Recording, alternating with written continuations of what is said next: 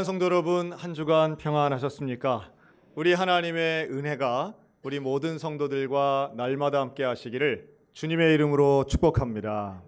특별히 죽음에 대해 묵상하여 현재의 삶을 돌아보고 더 온전하고 풍성한 삶을 살게 되시기를 주의 이름으로 축원합니다. 오늘은 해피엔딩 프로젝트 두 번째 성도의 임종이라는 제목으로 함께 말씀을 나누겠습니다. 우리 대한민국은 1년에 약 30만 명 정도가 돌아가십니다. 그러다 보니 출산율이 점점 떨어져서 1년에 30만 명이 태어나지 않으면, 그보다 적게 태어나면 그때부터는 실제적인 인구 감소가 드러나게 되는 거죠. 그런데 이 30만 명 사망의 원인을 분석을 해보면 1등부터 10등까지 이제 큰 단위로 이렇게 묶어보면요, 우리가 생각하는, 사실은 이번 조사를 하면서 내가 좀 오해를 했구나 하는 생각을 했는데요, 저는 설교 시간에만 주로 들었던 것 같습니다. 우리나라는 교통사고 세계 1위다.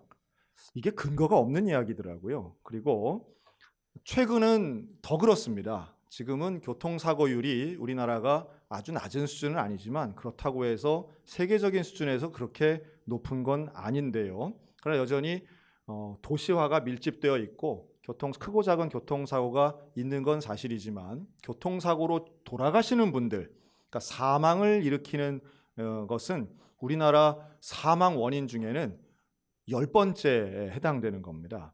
그리고 이제 특이한 것은 5번째에 있는 자살을 제외하면 나머지 8개는 모두가 질병입니다. 다시 말해서 우리 대한민국 사람은 대부분 10명에 8명 정도는 질병으로 돌아가신다, 이렇게 보면 되죠. 자, 질병에는요, 물론 제가 의료인은 아니지만 WHO가 발표한 바에 따르면 우리 인류가 지금 앓고 있는 질병의 수가 12,420개랍니다. 생각보다 많을 수도 있고 적을 수도 있는데, 그런데 이런 질병들 중에는 소위 말해 치사율 100%의 질병도 있습니다. 걸리면 반드시 죽는 병이죠. 한 명도 난 사람이 없는 가장 치명적인 질병, 그게 바로 광견병입니다.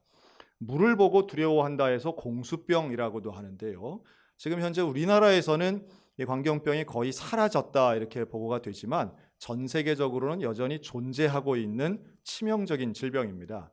지금 우리 대한민국은 코로나 바이러스 때문에 소위 말하는 신종 바이러스에 대한 두려움이 있지만 여전히 그보다 훨씬 치명적이고 사망률이 높은 질병이 존재하는 것도 사실이죠. 그런데 그러한 여러 가지 질병들 중에 우리 대한민국 사람을 사망케 하는 원인 1등은 지금 수십 년째 단연 1위는 암입니다. 그 암 중에서도 폐암, 간암, 대장암, 위암 순으로 환자가 많다, 이렇게 알려져 있죠. 그리고 두 번째는 심장질환, 세 번째는 폐렴 정도입니다. 우리가 예상하고 있는 대로 그런 질병들은 결국은 질병 때문에 죽는다 하는 말은 사망의 주된 원인이 마지막에 이제 건강도 떨어지고 면역력이 떨어지면서 이런 질병 때문에 이제 사망하게 되는 거죠.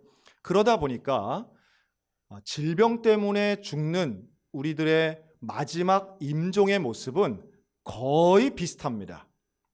모두가 다 대부분이 병원 병실에서 마지막 임종을 맞이하는 경우가 많습니다. 그래서 오늘 그 병원의 임종을 상징하는 의미로 좀 어색하지만 강단 위에 의료용 침대와 심장박동기를 디스플레이를 해봤습니다. 그냥 교보제 정도라고 생각해 주시면 되겠어요. 시험 들지 않으셨으면 좋겠습니다. 거룩한 강단에 저게 뭔가라고 하지만 실제적으로는 마지막 임종의 모습을 경험하지 못한 분들에게는 어느 정도 좀 그림을 그려보라는 뜻이기도 합니다. 주로 젊은 분들이겠죠. 마지막 임종의 순간에는 질병 때문에 돌아가시는 분들의 모습은 거의 비슷한데요, 젊은 시절에 아무리 건강하고 또 온전하고 멋있었던 사람이라도 말기 암 환자나 혹은 질병 때문에 마지막에 돌아가시는 분들은 하나같이 연약하고 수척하고 또 몸에 있는 모든 에너지와 근육들이 다 빠져나가는 아주 안타까운 모습으로 댁에 돌아가십니다. 맥박이 불규칙해지고 혈압은 낮아지고 체온도 낮아집니다. 허약해진 몸은 자꾸 잠을 자게 하고요. 음식물이나 물을 삼킬 수 없는 상태에선 가래가 끓게 됩니다. 목소리도 이전과 같지 않고 입에서는 몸에서는 냄새가 납니다. 그 마지막의 모습을 생각하면 누구나 안타깝게 생각합니다. 환자 본인도 내가 원한 치료가 이게 아니라고 생각하시는 분들이 많고요. 보호자들조차도 마지막에 이럴 줄 알았으면 그렇게 안 할 걸 하는 분들이 예상보다 많습니다. 준비를 한다고 해도 결국 병원에서는 항상 권고하고 질문합니다.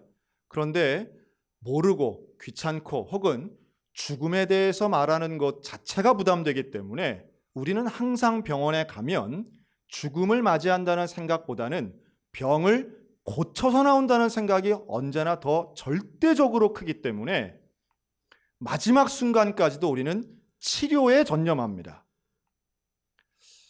이것을 나쁘다고 볼 수는 없을 수도 있겠으나 그러나 치료에 전념하다가 결국 마지막에는 제일 중요한 것을 놓쳐버리고 후회하는 경우들도 많다는 말씀을 드립니다.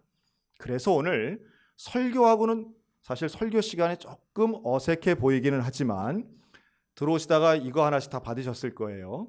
오늘 나눠드린 유인물에는 공적인 공문서 3개가 첨부되어 있습니다. 이 문서의 제목은 이래요. 첫째, 사전 연명의료 의향서. 두 번째는 장기 등 조직 기증 희망자 등록 신청서. 세 번째는 자필 유언장입니다. 먼저 사전 연명의료 의향서의 의미를 알아야 되는데요. 연명의료라고 하는 것은 치료를 목적으로 하는 것이 아니라 생존의 기간을 늘리는 것을 의미하는 겁니다. 그래서 이 연명의료에 대한 사전에 본인의 의향을 밝히는 것이 사전 연명의료 의향서입니다. 내용은 단순합니다. 대표적인 4가지 응급처치에 대해서 그 중에 하나 혹은 2개 이상을 나는 마지막 순간에 임종의 순간에 받지 않겠습니다라고 하는 것을 내 의사로 표현하는 문서입니다. 여기엔 4가지의 처치가 들어가는데요. 심폐소생술, 인공호흡기 착용, 혈액투석, 항암제 투여입니다. 사망의 근거는 호흡입니다. 숨 쉬지 않으면 죽는 것으로 의학적으로 판단하기 때문에 뒤집어 생각하면 숨만 쉬면 살아있다고 생각하는 거지요. 그래서 호흡기를 붙이는 겁니다. 그래서 심폐를 소생시키는 겁니다. 그러나 이 부분에 있어서는 심폐소생술 자체도 사실은 마지막 임종의 순간에 하여튼 돌아가실 때까지 심폐소생술을 하다 보면 우리가 뭘 놓치는가 하면 고인과의 마지막 순간을 상실하는 경우가 있습니다. 인공호흡기도 마찬가지죠. 이것을 튜브를 끼고 기계에 의해서 호흡하는 것이 물론 그것도 의미는 있을 수 있습니다. 그렇게라도 내 옆에 살아있는 것을 유족들이, 가족들이 혹은 본인이 원할 수도 있습니다. 하지만 하나님이 우리에게 주신 그 정해진 연수, 우리에게 허락하신 생명의 연한을 믿는다면 우리는 자가호흡이 하나님이 우리에게 주신 마지막 기간이라고 믿는다라고 하는 말씀이에요. 그래서 하나님이 내게 주신 그 기간, 하나님이 내 사랑하는 가족에게 주신 그 기간을 인정하는 취지에서 인공호흡기 착용을 부정할 수 있다라고 하는 겁니다. 혈액의 투석이나 항암제 투여도 역시 마찬가지입니다. 이것을 통해서 생존의 기간을 늘릴 수 있습니다. 그러나 또 한 면에서 본다면 그러한 연명치료보다는 죽음을 받아들이면서 오히려 그 마지막 순간을 사람들과 하나님 앞에 또 나 자신을 돌아보는 시간으로 가지려고 한다라고 하는 나의 의향, 이것을 기록하는 거죠. 이걸 썼다고 해서 다 되는 건 아닙니다. 이걸 쓰고 의료기관, 전문센터에 공증을 받아야 되는데요. 우리 춘천에서는 강대병원, 또 한림성신대병원 안에 그 센터가 있습니다. 또 작년부터는 보건소에서도 그 접수를 받습니다. 등록을 해 놓아야만 이게 발효가 가능하고요. 또 등록한 이후에도 내가 사후에 일어나는, 즉 내가 의식이 없을 때 일어나는 이 연명의료에 대한 결정을 보호자들이 충분히 인지할 수 있도록 가족들과 항상 대화하셔야만 합니다. 이 연명의료법안이 통과된 지가 몇 년 안 됐는데요. 현재 우리 대한민국은 약 60만 명 정도가 이 연명의료 의향서에 서명을 했습니다. 그리고 실제로 연명의료를 하지 않고 조금 일찍 돌아가신 분들이 이제는 약 9만 명 정도 됩니다.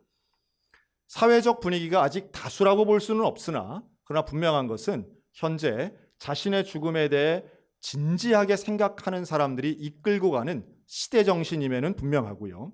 우리 기독교인들 입장에서는 하나님이 내게 주신 생명, 또 하나님이 내게 정해주신 그 기간에 대한 순종과 지난주에 말씀드린 것처럼 천국을 향해 가는, 죽음은 멸망이요 끝이 아닌 천국을 향해 가는 과정이라고 생각한다면 이런 연명의료의향서에 대해 우리가 깊이 생각해 볼 여지가 있다, 이렇게 말씀드릴 수 있습니다. 두 번째, 이 장기 등 조직 기증 희망자 등록 신청서는 짧게 보면 장기 기증 신청이죠. 이것은 내가 죽으면서 나의 육체의 일부를 통해서 다른 사람에게 사랑을 실천할 수 있는 마지막 기회인 것입니다. 의학이 발달해서 이 의료적으로 만든 도구들이 어떤 신체 장기를 대신하는 것도 있기는 하지만 아직까지는 지금 사람의 신체를 이식하는 것이야말로 가장 효과적인 치료다, 이렇게 알고 있습니다. 여러분, 이 내용을 잘 보시면요, 우리가 기증해 줄 수 있는 장기가 생각보다 많습니다. 신장, 간장, 췌장, 췌도, 심장, 폐, 소장, 안구, 손, 팔, 연골, 근막, 피부, 인대, 심장, 판막, 혈관까지 사실은 이식이 가능하다고 그러죠.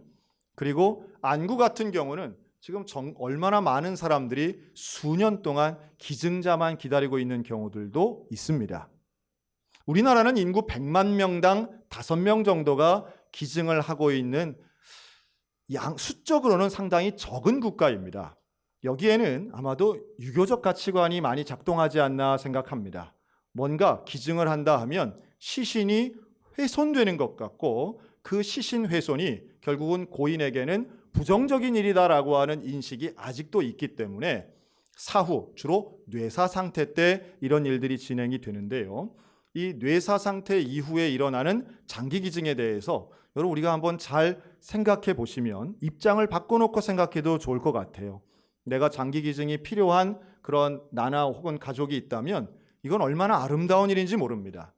물론 최근에는 일부 병원에서 보여진 일이지만 이런 장기 기증이나 시신 기증자에게 올바른 예우를 하지 못해서 불편해하시는 가족들의 그런 항의들이 있었던 일이 있었습니다. 그런 일은 없어져야 되겠으나 하지만 분명한 건 이런 장기 기증을 통해서 생명을 살리고 또 사랑을 실천하는 일은 정말 우리 기독교적인 생각이 아닌가 하는 마음이 들어요. 예수님이 우리를 위해서 온몸과 생명을 주셨던 것처럼 우리도 마지막에 하나님 나라 가면서 내가 육체를 가지고 나눌 수 있는 일이 있다면 그거 얼마나 좋겠는가. 또 이것은 내가 임종하는 그 순간까지 내 육체를 건강하고 온전하게 보존하는 또 하나의 이유이기도 합니다. 이 두 가지는 한번 보시면 좋겠습니다. 이 두 가지는 앞으로 5월 달에 있는 우리 어르신 캠프에서 우리가 1대1로 다시 한번 설명하고 또 작성하는 시간들도 갖게 될 겁니다. 사실 오늘 설교에서 중요한 내용은 마지막 장에 있는 이 유언장입니다. 여러분 혹시 유언장을 써보신 적이 있으십니까? 아니면 유언장을 보신 적이 있으십니까? 제가 이번 이 해피엔딩 프로젝트를 준비하면서 저하고는 별로 관계는 없지만 법원에 있는 판례들을 한번 몇 가지를 봤습니다. 여러분 생각보다 이 유언장 관련 소송이 참 많더라고요. 유언장을 쓰실 때는 그 자녀들에게 대개 이제 쓰지요. 그런데 남아있는 가족들이 이 유언장 때문에 싸우라고 쓸까요? 아니면 유언장을 통해서 더 사랑하라고 쓸까요? 여러분 유언장을 가지고 너희들은 앞으로 고소하고 고발하고 원수되라 이렇게 쓰시는 분은 아무도 없는데 그 유언장의 문구, 표현, 한 글자 한 글자 때문에 수많은 소송이 있습니다. 차라리 안 썼으면 법적으로 나누면 되는데 그 유언장을 썼기 때문에 문제가 있는 경우들이 많이 있습니다. 유언장을 쓰시는 분들은 문제가 없게 하려고 썼을 텐데 그것 때문에 문제 있는 가정들이 제 상식을 뛰어넘는 숫자의 사례들을 봅니다. 그러려면요, 일단 여러분 재산이 많고 적음의 문제가 아니더라고요. 손바닥만한 땅을 가지고도 싸우고요. 정말 이렇게까지 싸우는구나, 가족들이, 형제들이. 정말 남보다 더 무섭구나 하는 걸 봤는데요. 여러분 유언장에 쓰실 때 5가지의 조건이 꼭 있어야 됩니다. 이름, 생년월일, 주소, 날짜, 서명.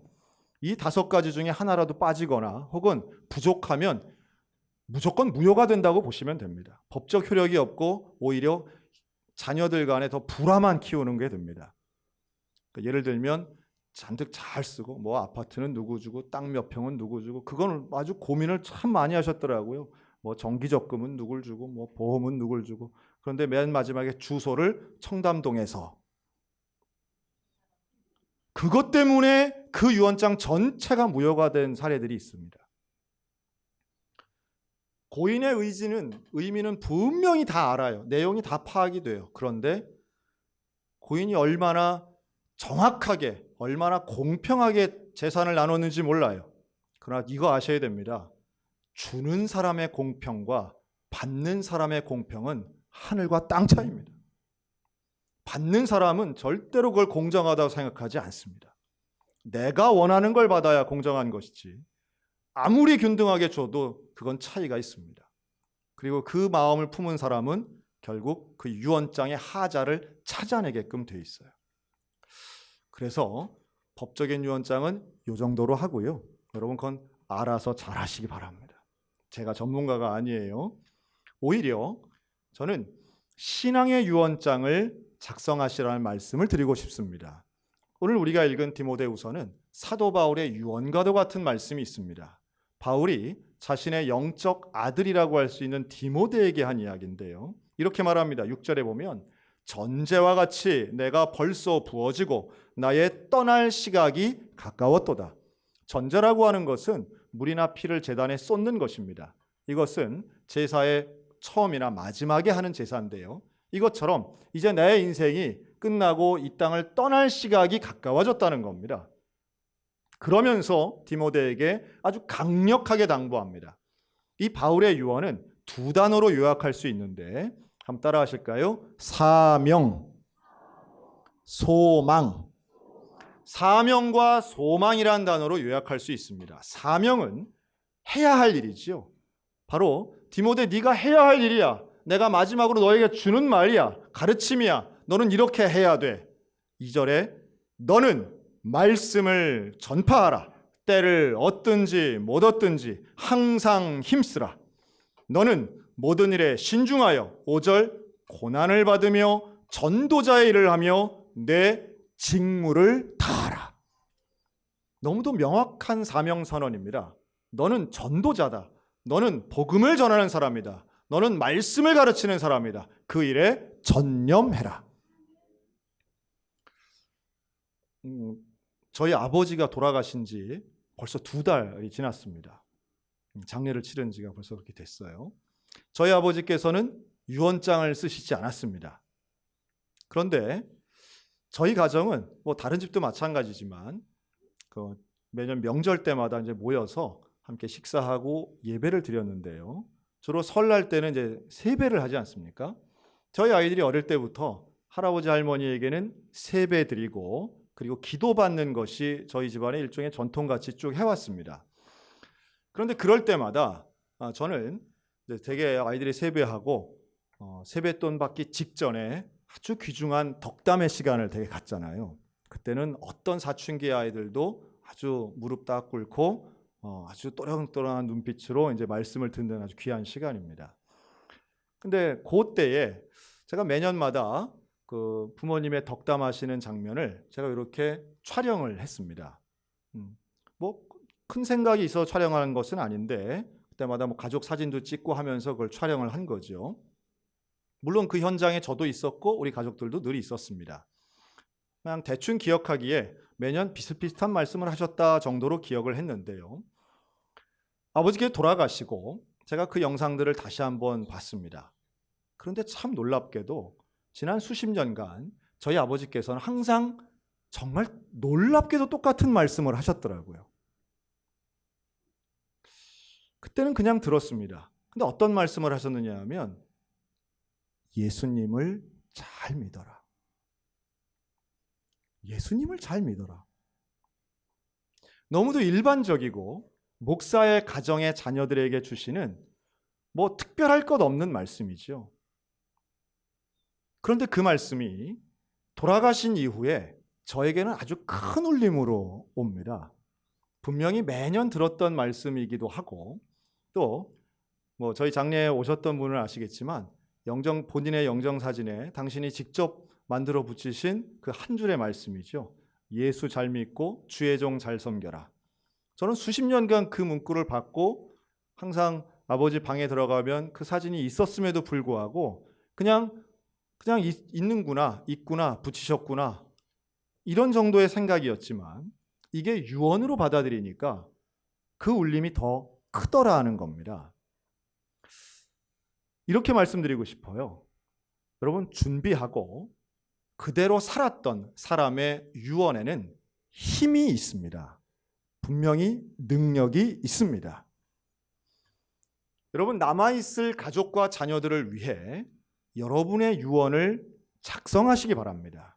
이 유언에는 상대방을 사랑하고 배려하는 마음도 있어야 하지만 무엇보다도 내 인생에 가장 중요하다고 생각하는 그 진리 같은 말씀이 들어있어야 되지 않겠나 생각이 들어요.